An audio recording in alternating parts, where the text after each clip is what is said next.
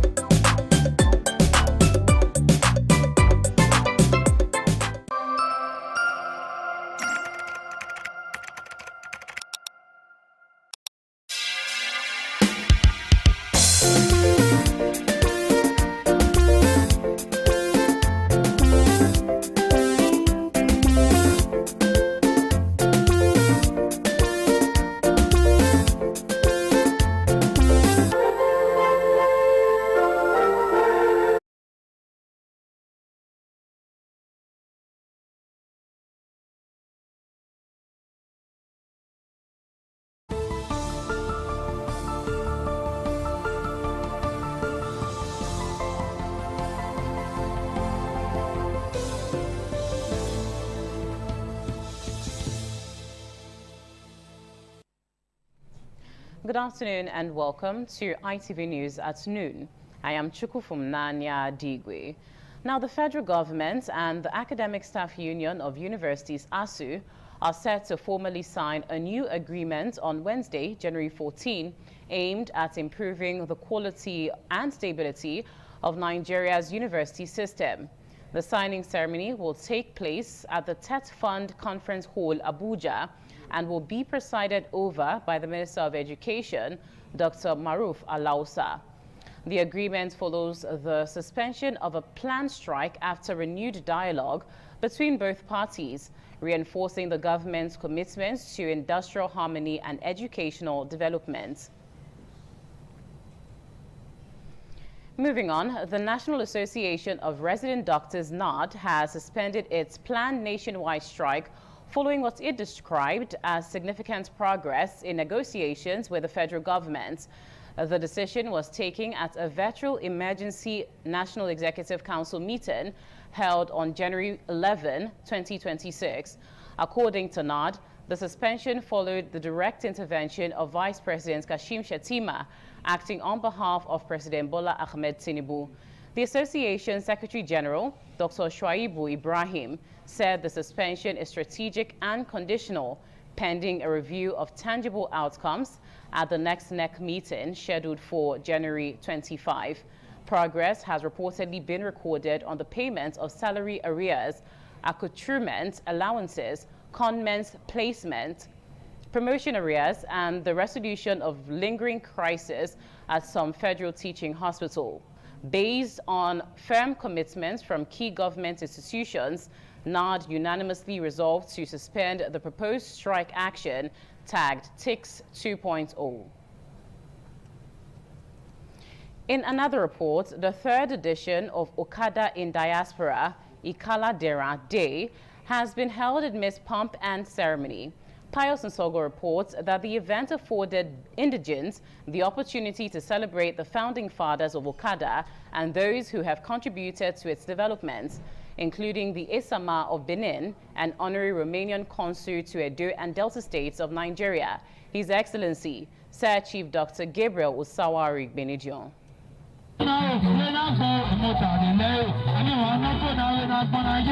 It was a day to celebrate unity, tradition, culture and progress, as well as love for their roots. Different ethnic groups resident in Okada, including the Igbos and the Urhobos alike, trooped out to be part of the epoch-making ceremony.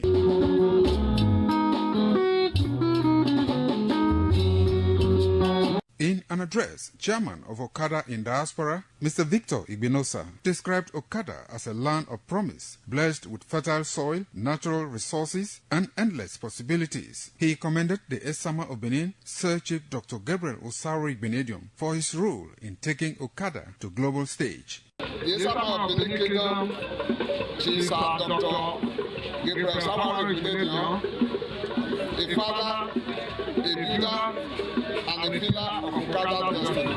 The Ojawere of Okada and the Council of Elders, custodian of our tradition and the moral compass of our community. Some members of the community, including the Diaspora Chairman, were honored with award of recognition for their contributions to the development of Okada. All elders are present.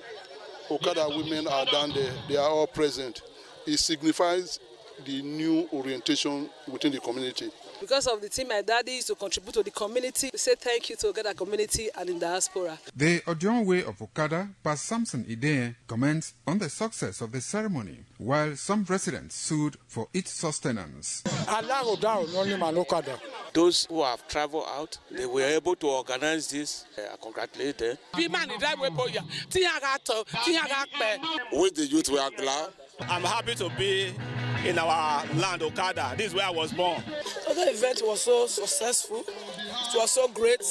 Okada is the administrative headquarters of Ovia Northeast Local Government Area of Edo State, with abundant human and material resources. Okada boasts of the first private university in the country and also a viable private teaching hospital. From Okada, the administrative headquarters of Ovia Northeast Local Government, Pius Nsogo, ITV News. In another report, the Kaduna State Police Command has arrested 4 suspected bandits in Chikun local government area, recovering 65 rustled cows. Police operatives acting on credible intelligence apprehended the suspects in the Kakura area. Preliminary investigations revealed that the cattle were allegedly supplied by another suspect who is currently at large. The Commissioner of Police, Muhammad Rabiu, has urged residents to remain vigilant and support security agencies with timely information. Moving on, some natives of Ekpoma in Eastern West local government area have condemned the destruction of property by protesters during a demonstration against incessant kidnapping and the recent killing of a student who was abducted and later murdered. Francisca Igenegbale reports that the palace of the Onoje of Ekpoma was not spared as it was vandalized and occupants chased out. The report is presented by Efosa Nwangwe. The protest by students over the abduction and subsequent killing of their colleague initially began peacefully. However, it later took a drastic turn when the protesters blocked the major road leading to the northern part of the country. The situation further degenerated as the protest spread into the main town. The palace of the Onoje of Ekpoma, His Royal Highness Anthony Abumere, was attacked and severely vandalized. Some occupants of the palace who fled for their lives upon sighting the protesters described the experience as terrifying. Destroy everything in compound to the office windows. Coming to the palace of the Royal Highness of Ekpoma Kingdom to do destruction, I don't think this is a solution to the problem.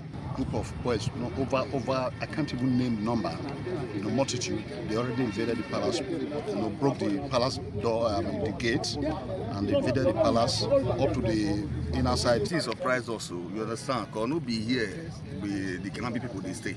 The wife of the Onoje of Ekpoma was not as fortunate as she was reportedly assaulted by the protesters while properties worth millions of naira were destroyed. The Onoje of Ekpoma, His Royal Highness Anthony Abumere, who was not at the palace during the incident, expressed deep sorrow over the attack and lamented the extent of damage done to the palace and his family property. According to him, he had earlier addressed the protesters before leaving the palace, only to be informed later that they had returned and attacked his residence. The chairman of Esan West Local Government Area, Honorable Blessing Egodari, visited the palace following the incident and strongly condemned the violent acts. After 2 months ago, the thing was more than this. We are working to some level to reduce this, so that to take it easy. Those ones that are doing condemned iron, we are abandoned. Meanwhile, authorities have called for calm and restraint as the investigation into the incident continues. From Ekpoma, Efosa Nwangwe, ITV News. And now on business, there are indications that at least 3.5 trillion naira worth of new projects have been introduced into the proposed 2026 federal budget, despite earlier directives restricting the addition of fresh capital projects. An analysis reveals that while new project entries across ministries, departments and agencies amount to 844.49 billion naira, the figure rises to 3.5 trillion naira when service-wide votes are included. This development runs contrary to budget preparation guidelines issued in December 2025, which directed MDAs to roll over 70% of their 2025 capital allocations into 2026 and focus on completing ongoing projects. Figures from the 2026 appropriation bill show that the combined new project provision presents 15.09% of the proposed 23.21 trillion naira capital budget. Service-wide votes alone account for 2.66 trillion naira, reflecting the concentration of major allocations outside conventional ministerial capital lines. The directive contained in the 2026 Abridged Budget Call Circular issued by the Federal Ministry of Budget and Economic Planning emphasized spending discipline and alignment with government priorities, including national security, the economy, education, health, agriculture, infrastructure, power and energy, as well as social safety nets. Economic experts have criticized the trend, attributing it to weak fiscal discipline and inadequate scrutiny by the National Assembly, warning that it undermines budget credibility and fiscal predictability. And now on to entertainment news. The Golden Globe Awards have officially kicked off Hollywood's awards season in Los Angeles, celebrating outstanding achievements in film and television over the past year. One battle after another, and Hamnet emerged as the biggest winners in the film categories, while Netflix's Adolescents dominated the television awards.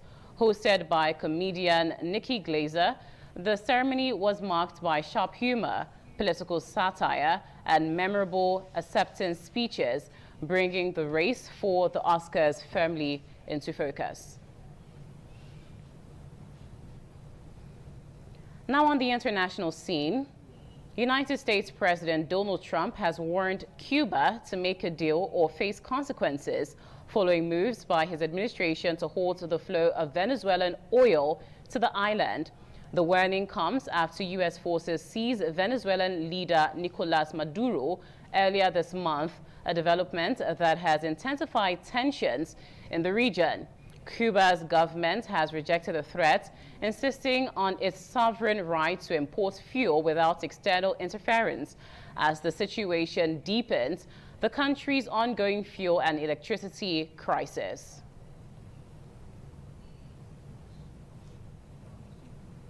Moving now to the world of sports, where Manchester United completed an unwanted cup double as former striker Danny Welbeck helped Brighton send them crashing out of the FA Cup at Old Trafford. In front of old boss Sir Alex Ferguson and with former teammate Darren Fletcher in interim charge at his old club, Welbeck belted home Brighton's second to send them into the fourth round.